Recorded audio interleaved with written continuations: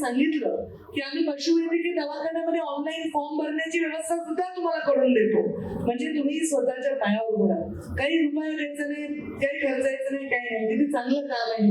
लोक म्हणजे पशुवैद्यकीय म्हणजे इतकं चांगलं खाते, कोणी आंदोलनाला जात नाही ते पशु बिचारी, कुठे काही मागत नाही मानधना कवाल वगैरे, काही टेन्शन नाही मला. त्यामुळे त्यांचं मूक जनावरांची सेवा करण्याचं भाग्य या माध्यमातून लाभलं. आणि त्याचबरोबर माणसाची सेवा, आता माणूस जर भाज्याच खायला लागला आणि वनस्पतीच खायला लागला तर पृथ्वीवर काही शिल्लक राहणार नाही, म्हणून बॅलेन्स आहे. म्हणून काही लोक शाकाहार करतात, मांसाहार करतात, आणि मी झाली शुद्ध शाकाहारी सध्या, आणि हे झालं खातं मांसाहारी. कुठे गेले की ताई कोंबडं ट्राय करा, ताई हे प्रॉन ट्राय करा, ताई हे मासे ट्राय करा. माझी परेशान होते, म्हणजे देव माझी किती परीक्षा बघतो. म्हणजे ज्यांनी आधीपासून शाकाहारी त्यांचं काही नाही, पण आयुष्यभर शाकाहारी नसलेला माणूस शाकाहारी झाल्यानंतर समोर ते ठेवतात आणि त्याच्यातून फक्त भाजी उचलते.